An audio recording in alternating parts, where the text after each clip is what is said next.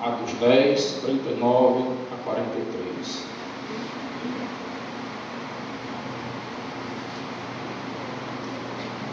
E diz assim: e nós somos testemunhas de tudo o que ele fez na terra dos judeus e em Jerusalém, ao qual também tiraram a vida, pendurando no madeiro. A este ressuscitou Deus no terceiro dia e concedeu que fosse manifesto, não a todo o povo, mas às testemunhas que foram anteriormente escolhidas por Deus, isto é, a nós que comemos e bebemos com ele, depois que ressurgiu dentre os mortos. E nos mandou pregar ao povo e testificar que ele é quem foi constituído por Deus, juiz de vivos e de mortos. Dele todos os profetas dão testemunho de que, por meio de seu nome, todo aquele que nele crê recebe remissão de pecados. Vamos orar, né? Meu Pai soberano, ainda, Senhor, de pé nesta noite, nós queremos te louvar pela leitura da tua palavra.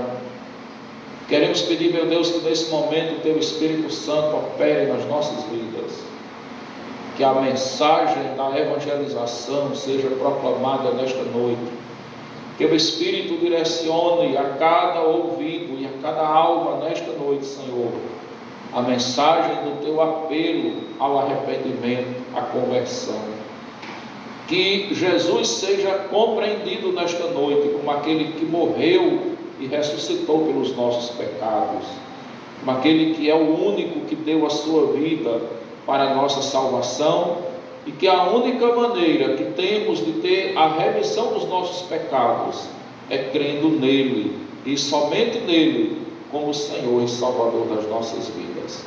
Certo de que a tua operação acontece desta forma, Pai, e das múltiplas formas como o Senhor quer trabalhar, eu te glorifico nesta noite, em nome de Jesus, amém. Pode sentar-se. Eu queria hoje tratar com vocês a respeito de um tema muito importante das Escrituras, que é fatos bíblicos sobre Jesus. A Bíblia Sagrada nos ensina alguns fatos, algumas verdades, algumas afirmações a respeito da pessoa, da vida e da obra de Jesus. E para nós conhecermos o Evangelho, entendermos o propósito de Deus ao ter mandado Jesus aqui na terra, o que ele veio fazer em benefício da nossa salvação, nós precisamos prestar atenção e compreendermos bem esses fatos bíblicos. O primeiro fato bíblico que eu tenho a falar para vocês nesta noite, com base nesse texto de Atos, capítulo 10, versos de 39 a 43, é que ele morreu e ressuscitou pelos nossos pecados. Amém? Vamos dizer isso? Jesus morreu e ressuscitou pelos nossos pecados.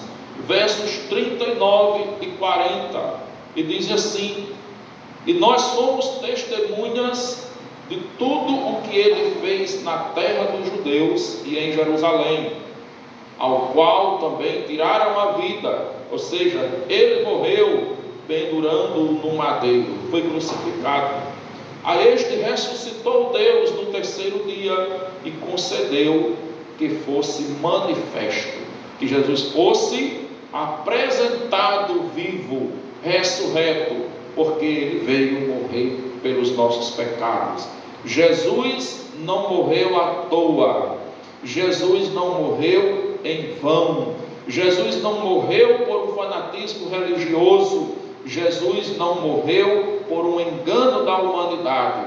Jesus morreu porque Deus tinha um propósito em mandar Jesus para vir cumprir uma missão, e a sua missão era oferecer-se como um sacrifício vivo na cruz, entregar a sua vida, derramar o seu sangue e ressuscitar pelos nossos pecados, para que pudéssemos em seu nome pregar arrependimento, pregar salvação, para que pudéssemos em seu nome ter o perdão dos nossos pecados, para que através do sacrifício de Cristo nós pudéssemos ter a esperança da nossa comunhão com Deus, ter a esperança do perdão dos nossos pecados e da nossa salvação, da vida eterna em Cristo Jesus. Então este é um fato muito importante que a Bíblia nos mostra, que Cristo morreu e ressuscitou.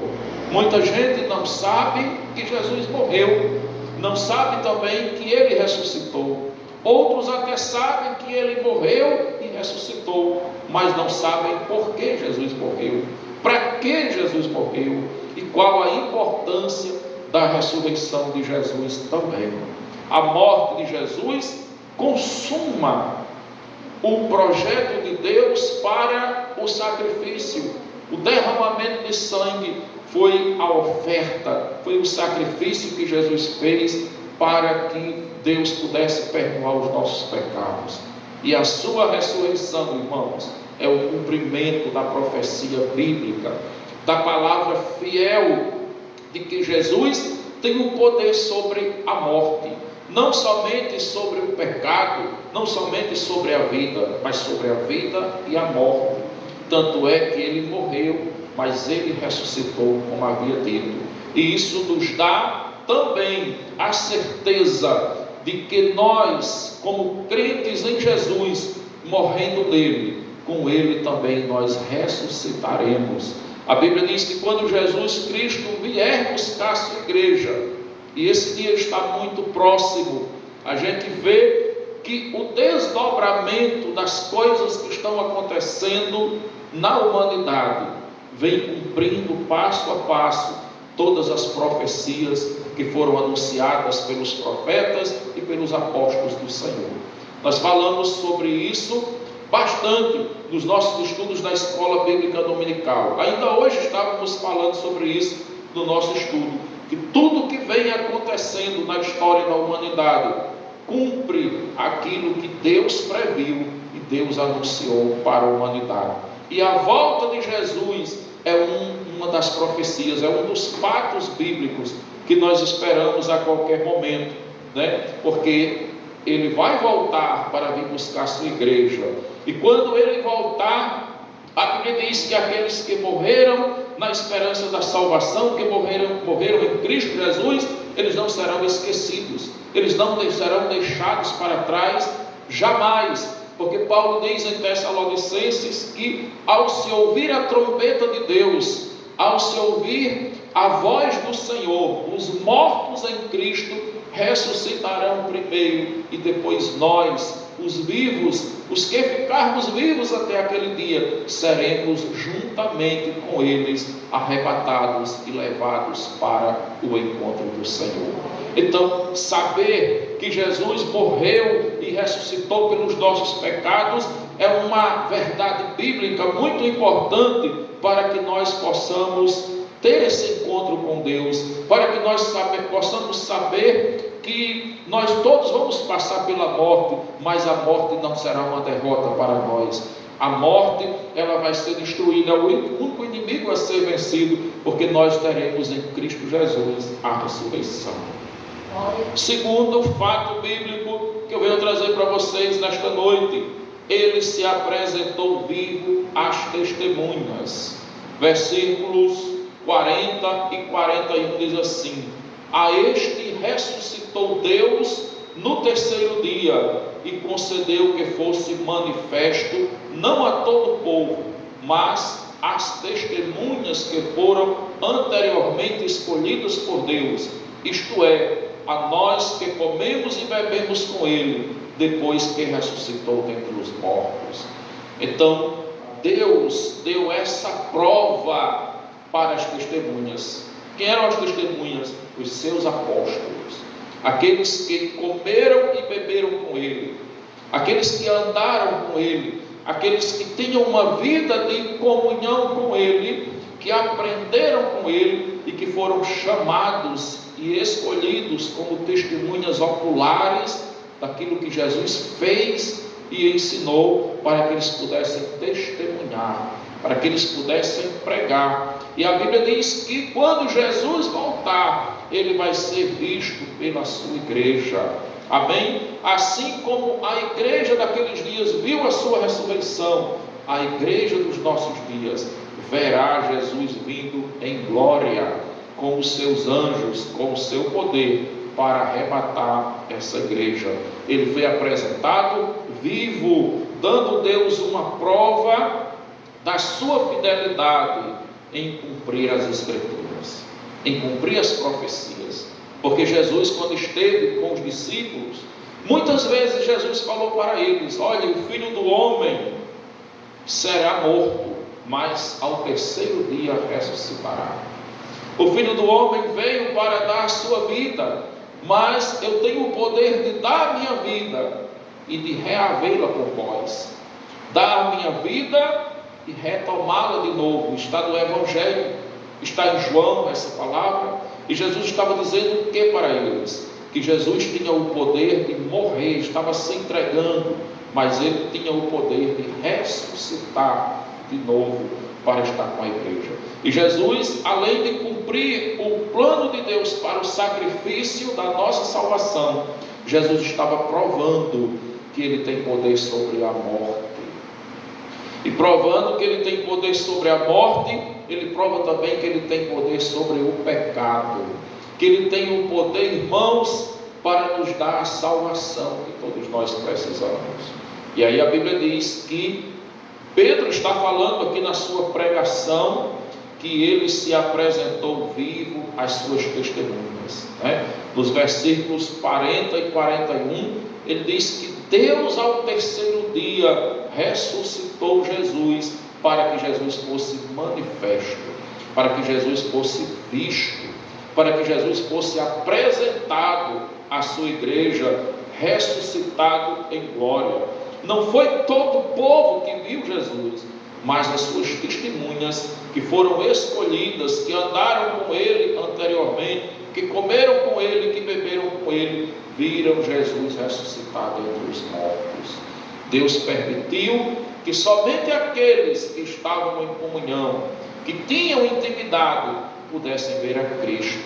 E a gente sabe que essa é uma verdade também para os nossos dias, para nós. Todos aqueles que têm comunhão com Cristo verão o Senhor. Nós veremos a Jesus. Glória a Deus.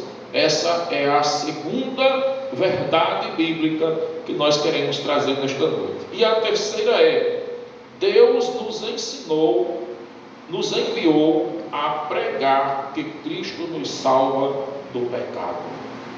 Olha só os versos 42 e 43, que ele diz assim: e nos mandou pregar ao povo e testificar que ele é quem foi constituído por Deus, juiz de vivos e de mortos. Dele todos os profetas dão testemunho de que, por meio do seu nome, todo aquele que nele crê recebe remissão de pecados. Essa é a terceira verdade, o terceiro fato bíblico sobre Jesus, que ele nos enviou a pregar como igreja, irmãos.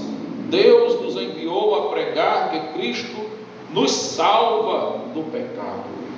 Os pecadores precisam ouvir a voz da pregação do Evangelho, precisam ouvir a pregação da igreja. Não há salvação sem os pecadores ouvirem a mensagem do Evangelho, a mensagem do perdão. É preciso que a igreja grite, é preciso que a igreja pregue, é preciso que a igreja anuncie. Pedro, com todos os demais apóstolos e cristãos, ele tinha plena consciência, como fala no versículo 42, que ele nos mandou pregar ao povo. Deus nos mandou pregar ao povo. Hoje, o povo que tem esse dever, que tem essa responsabilidade diante de Deus e do mundo, somos nós, a igreja de Jesus Cristo na terra. É ensinar que Jesus morreu e ressuscitou pelos nossos pecados, ensinar que Jesus nos enviou a pregar o Evangelho aos pecadores, não é uma invenção do homem, não é uma invenção da igreja, não é uma invenção religiosa, mas é uma ordem que Deus nos deu, porque ensinar que Jesus veio para nos salvar, para perdoar os nossos pecados, faz parte do projeto de Deus para a salvação de homens e mulheres pecadores. Então não estamos aqui falando de uma invenção humana, mas de algo que é fundamental, de algo que é essencial no projeto de Deus para salvar os pecadores. Precisamos pregar a palavra. Nós olhamos ali no capítulo 10 do livro de Atos dos Apóstolos, nós vamos ver a história de um homem chamado Cornélio, que a Bíblia diz que ele e a sua família eram pessoas tementes a Deus. Depois eu vou estar trazendo para vocês uma mensagem específica sobre a evangelização com famílias. Já está pronto o sermão para me pregar para vocês num outro momento. Mas alguma coisinha eu vou estar adiantando para vocês, que é essa ideia que se encaixa nessa lógica do que eu estou falando aqui. Cornélio era um homem que orava a Deus todos os dias, e Deus ouvia as suas orações. A Bíblia diz que Cornélio era um homem piedoso e temente a Deus, e todos da sua casa também eram, sua mulher, seus filhos. Eles eram uma família diferente da sociedade do seu tempo, uma família que temia a Deus.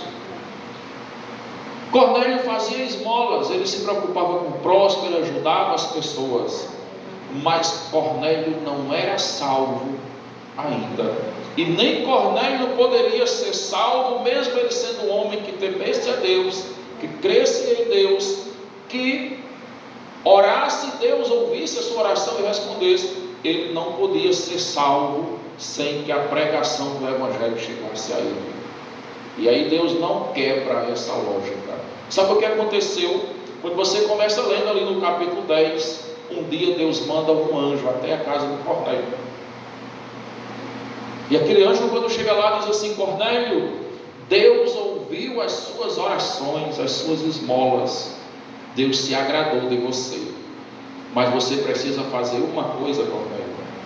Mande chamar Simão Pedro, o apóstolo, para ele vir aqui, e ele vai dizer o que você precisa fazer para ser salvo. Você sabe por que o anjo não disse a ele o que ele precisava fazer para ser salvo?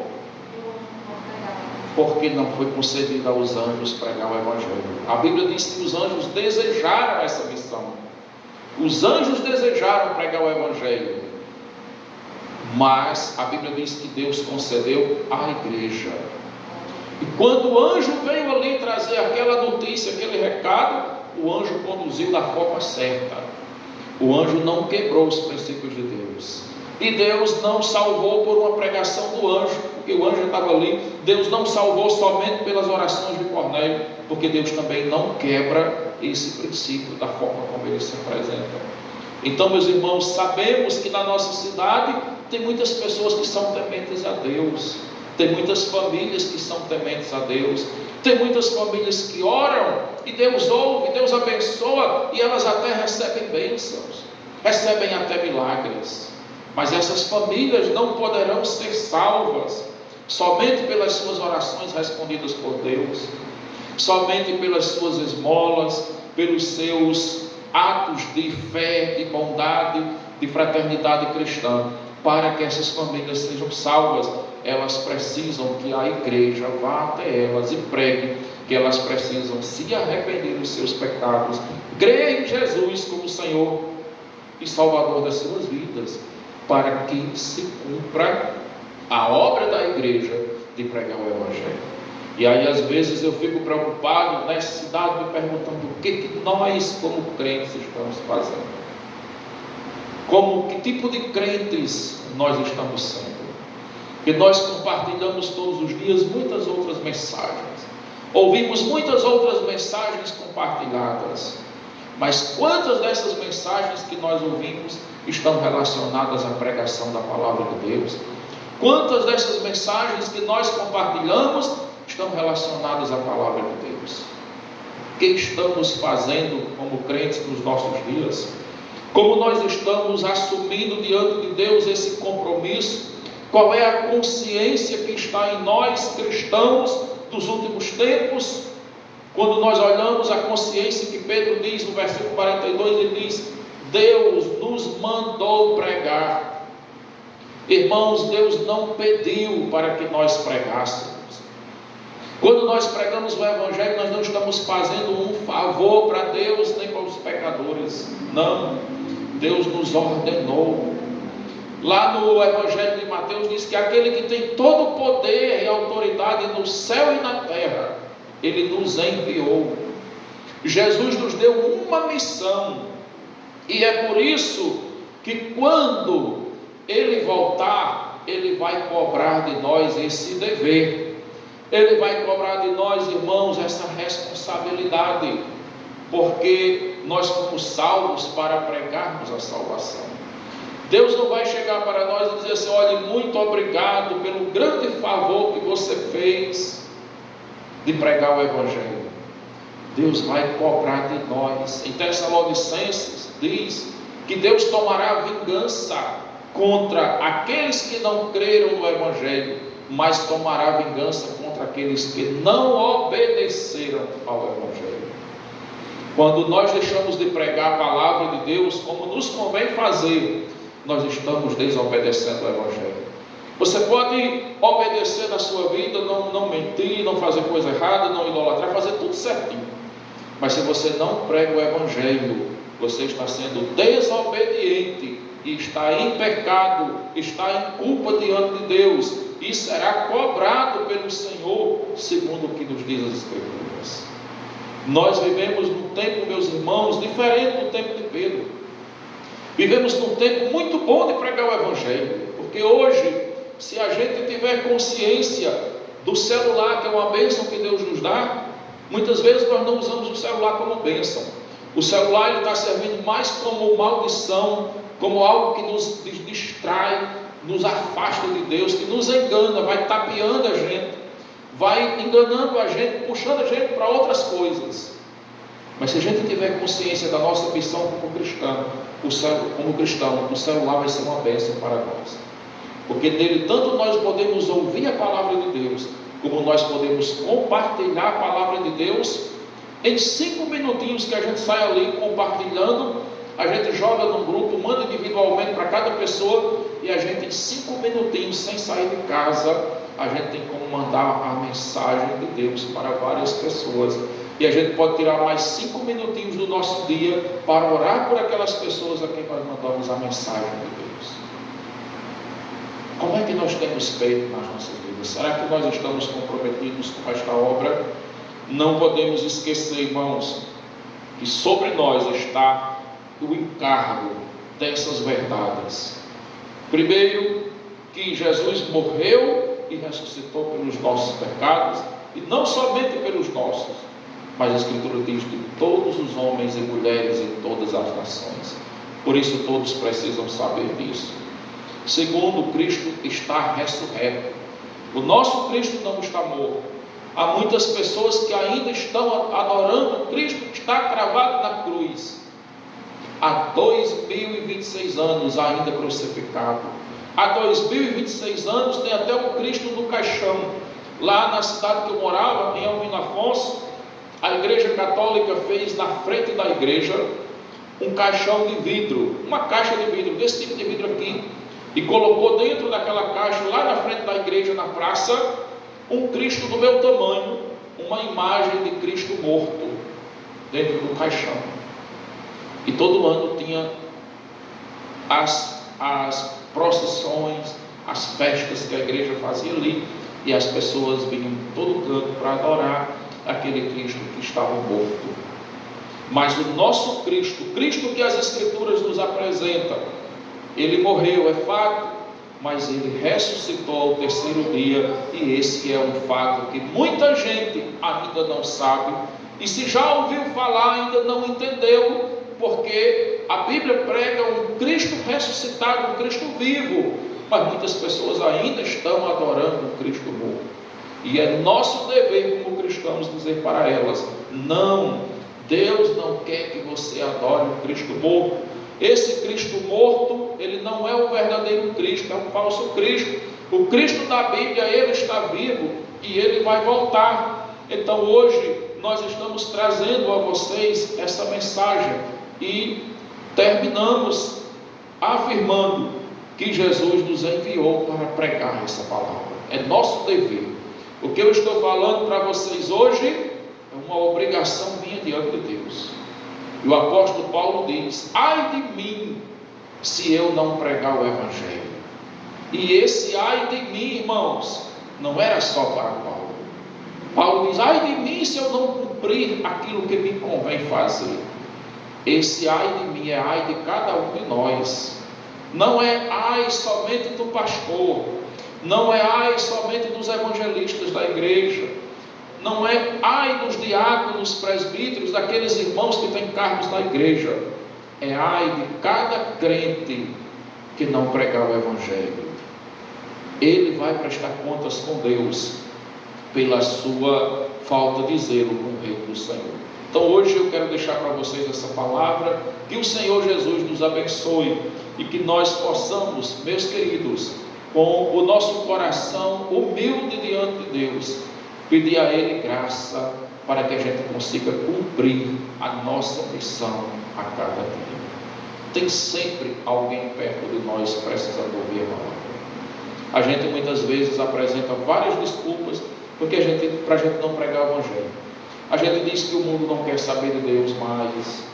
A gente diz que as pessoas não estão nem aí para Deus. E em grande parte isso é verdade. Mas em grande parte tem as almas que Jesus quer salvar, e elas estão querendo saber de Deus. E se a gente souber aproveitar a oportunidade, você vai ver um momento que alguém chega às vezes e comenta um problema que está passando, e ali aquela pessoa já está buscando uma ajuda, um conselho, uma opinião sua, e é uma porta que se abre para você falar de Jesus. Às vezes você está conversando com um amigo seu, um colega de trabalho, e você conversa sobre diversas situações, e ali há diversas oportunidades para você pregar o Evangelho. Às vezes você recebe uma mensagenzinha de alguém, um bom dia no WhatsApp, e é uma oportunidade de você dar um bom dia e mandar uma palavra de Deus também para aquela pessoa. Então nós temos muitas facilidades hoje, e se a gente como igreja se unir, esse número que está aqui, se todos os dias cada um de nós postasse uma mensagem, quantas pessoas nós não evangelizaríamos durante o ano, né? Então que nós possamos pensar nisso.